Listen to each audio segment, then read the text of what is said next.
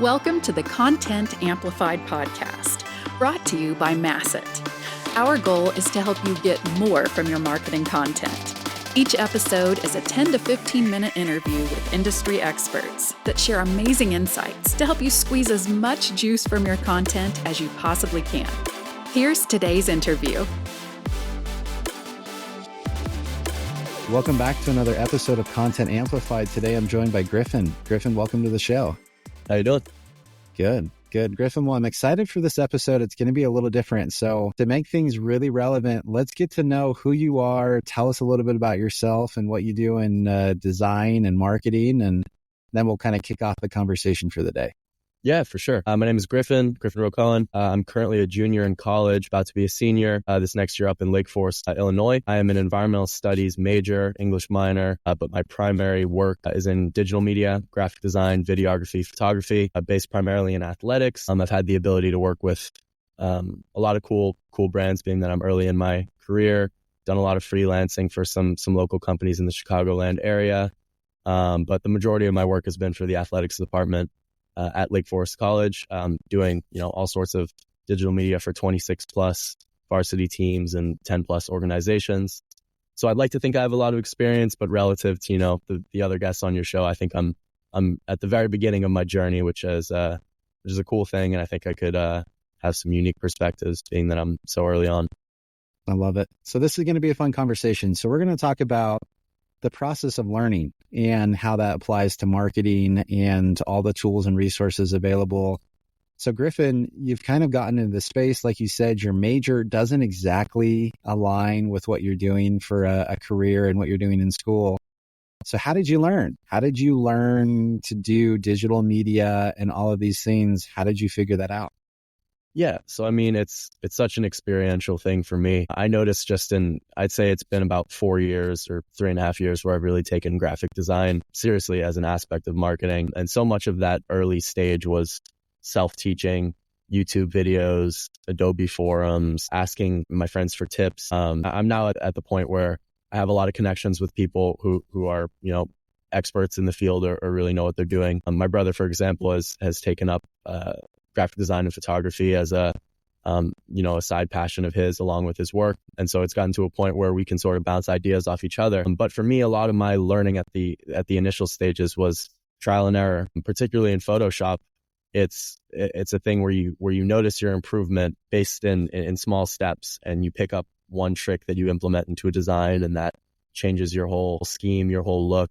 And then you pick up another design, and then you watch a YouTube video and you figure out a technique that you didn't know existed, and you're able to seamlessly, fix an issue that you were spending an hour on. And so it's a lot of trial and error. I'm sure that's sort of an answer that's common to this question. But for me, it's the luxury of having people that I can bounce ideas off of and can critique my ideas and find some cool techniques off of that's merited me the most growth. I also think there's so many sites where you can find inspiration more so than ever. I know I use Pinterest and Behance for almost all my designs. I can open up Twitter or X now and scroll my feed and see 8 different designs that just came out, the morning of, and there I have fresh ideas for the day. So I love that.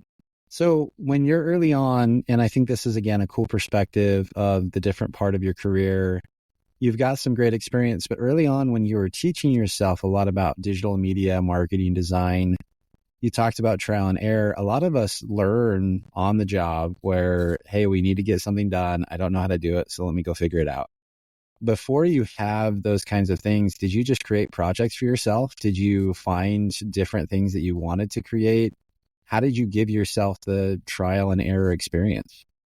Yeah. So, there was, I'd say, like a 4 or 5 month period prior to when I enrolled at Lake Forest College and then ultimately was employed by the school for digital media, where I was just doing, like you said, personal projects, making, graphics for my friends, for my, my fellow athletes. A really cool thing is I made my own committed graphic to Lake Forest College, where I ended up playing football at the time. And I sent it to the head coach that was recruiting me. And that was a really cool moment for me. And I look back at those designs and I'm like, what was I doing? But that it really was just trial and error. And I think one of the shared experiences between then and now, something that stayed consistent even with, improvement and new techniques, is it's this experience where you look at a design that you've been trying to figure out or take a crack at for, a couple hours, and you keep looking at it and you want to fix something, but you don't know what to fix. And then all those roads lead to, oh, I don't like this design anymore. And the biggest tip that I've found to mitigate that is you just got to close your computer and either come back to it or, click that finalize button, click that export button, and just know that you've done a good job. But it really was just trial and error. A lot of YouTube videos on the early stages, and obviously trends change, so those videos change too. But I didn't really mention it in my last answer, but I think a big part of the learning aspect now is paying attention to the trends and being really immersed in the social media aspect of it and seeing what these big, high major Division I teams are doing and what content are they putting out. How can I emulate without mimicking? How can I, create my own version of that?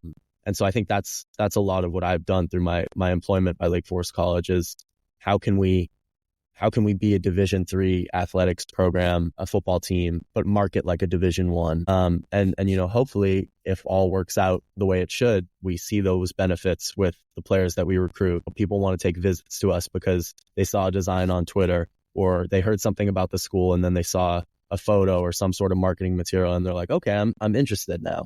And even that is, we've done so much as to, change our whole routine when we have recruits on campus with photo shoots and edits that precede the photo shoots. And I've taken a lot of pride in that. And I think it's been beneficial to not only, our athletics department, but our team specifically, and benefited the people that were able to join in the program. And it's just benefited the whole team as a whole.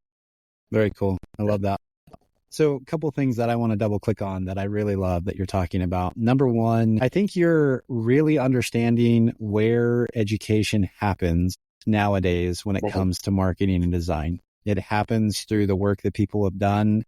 It happens on YouTube. It happens online. I know that a lot of people back when I first started marketing, I got a marketing degree.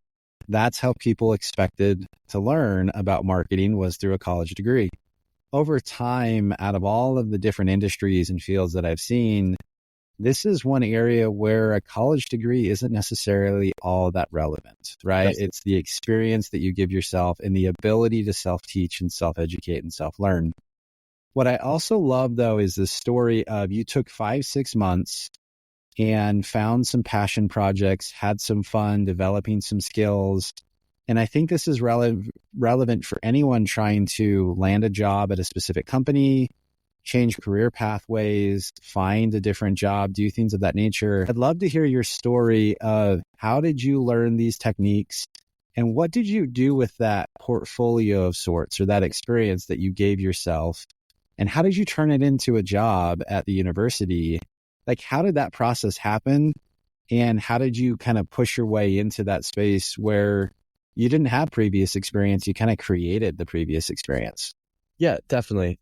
So, I mean, I think the foundation was there. I was on yearbook staff for 3 years or 4 years all throughout high school. So I had the sort of marketing lens. I had all the photography experience at a junior level. I hadn't really touched, graphic design from a Photoshop Illustrator perspective. I had, worked on the InDesign side of things. So it's not really the same, but I had the sort of eye for it, or I guess I had the understanding of what it's supposed to be like. And, in that summer before my freshman year of college, I was just so rooted in all I was doing was, knocking out graphic design projects and training for my freshman year of football. So I was so rooted in this idea that this is what I'm going to do for work, at least for a passing job or a side hustle throughout college. And I think it was such a good experience my first year. And I think the biggest thing that's merited me the most, I guess, emotional reward at Lake Forest College was it allows me to connect with people that I otherwise would not have any relationship with. I can go to a softball game and take photos of the softball team, and I like to send those out to the players afterwards just so they have something. And I've completely skipped over the, hello, my name is stage of forming a relationship with someone. And suddenly, I have, 16 more connections just because I took some photos at their game and sent them out to them. And so that's where that passion comes from. And obviously the the money is a cool thing too. As a college student, it's nice to have a job that, might not pay you a ton, but there's that motivation. I think people in college always want to have some sort of side hustle to be able to supply themselves with the fun that they want outside of education. And so that's been a thing for me. But I think I had such a good experience in my initial, 12 months with little to no roadblocks or deterrences from the field that it's stuck, and, it's turned into a real career opportunity for me. I love that. So a couple of things I want to click on too, because I'm excited about this, and I love how you talked about networking and really how you gave value to these individuals and really were able to network in the right way. It's not just, hey, my name is so-and-so, and I love to get to know you and figure out what advantage this relationship can have for me, but really, hey, I'd love to just share something nice with you, and it's great to meet you, and you provide some value. And now all of a sudden you have these relationships that over time are going to be natural and honest and good. And I think a lot of times in the business world, networking gets a little confusing. It's not just who are you, where do you work, and how can I leverage that? It's really about meeting, growing, building relationships, and providing value. And then over time, as relationships grow, one or both of you may benefit from that relationship, but that's not where it starts. So I think that that's such a cool lesson that you're learning really early on that I think is a great example to anyone in the business world about how to network and how to grow. One thing I want to ask, you talked about the ability to freelance for other groups and local businesses, things like that. How did you get in front of those opportunities? What did you do to generate the interest? Did you leverage your network, your skill sets? How did that happen, and how does that continue to grow? Yeah. So I heard you mention on one of your other episodes, it was the episode on building your own brand.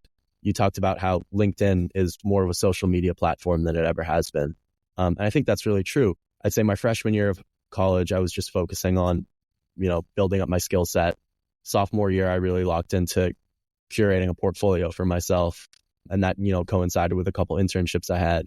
And then this past junior year, I really locked into developing my LinkedIn and creating a network so that I wasn't, reaching out to friends for, side jobs, or it wasn't just like a $5 job here or a $5 job here.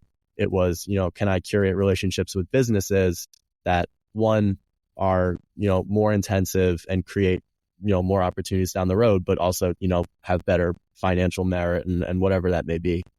In my experience, I've worked with a lot of businesses just by word of mouth. I've had, friends that, had friends that were owning businesses, or they worked with companies in the past, and they'll be like, hey, we need a guy that works in graphic design, or we need a guy to take photos this weekend. And from my perspective, there's no reason to say no in those situations. Even if I fall on my face and fail, at least I figured out, I should take a photo at this type of event. I shouldn't be doing designs for this type of company. But I've had the opportunity to work with some local merchandise companies for athletics in the Chicagoland area. And that was a super fun photo shoot. It's obviously super rewarding to see your stuff on a website or, on a social media platform. That's the best. I took photos of one of my friends, one of his cars. He runs a social media account where he promotes his Supra. And so it was the first time I'd ever done, real professional car photography. And it turned out to be some of the, my favorite shots I've taken in my entire career. And in, the 7 years I've been taking photos. And so I think for me, it's saying yes to every available photo opportunity, especially when I'm, so young in my career and I want the opportunities. I want to be, hungry for the next thing. But it's also just, taking risks. And like I said before, it's finding the new techniques. If I know I'm going to be taking photos of someone's car, on Tuesday, I'm going to be watching, videos on Monday or figuring out the right settings to put on my camera on Monday so that I can put myself in the best position to create the best product. But obviously the contingency on all of these things is having someone that is willing to work with you as a marketer and as a content producer. I think that's everyone's worst nightmare is, showing up to a set.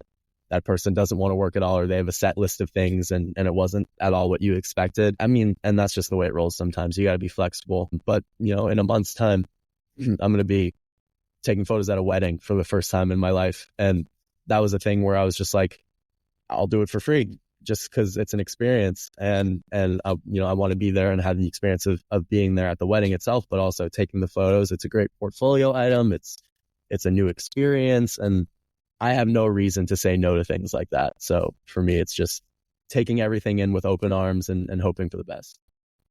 And I think that mentality is amazing. That will benefit your career and your life for the rest of your life. I think that there are often people, even as they get a few more years down in their career pathway, where they stop looking for opportunities to grow and expand themselves because they feel like it's beneath them.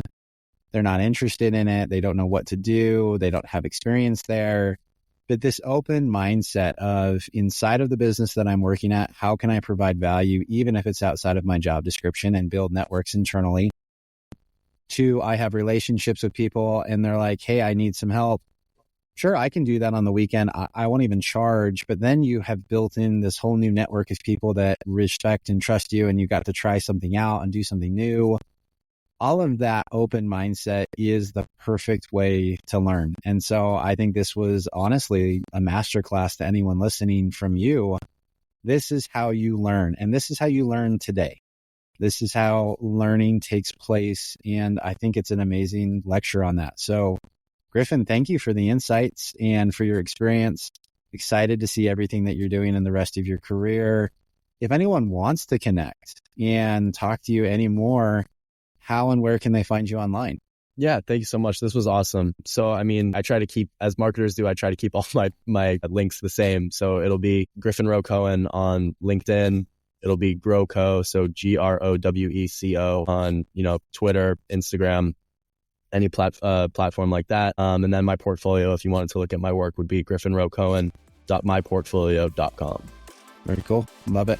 Well, again, Griffin, thanks for the time today. Thanks so much, Ben. Appreciate it. Thank you for listening to the Content Amplified podcast. Please subscribe and leave us a review. And for additional ways to get more out of your content, visit our website at getmasset.com. That's getmasset.com. And tune in next time to the Content Amplified podcast.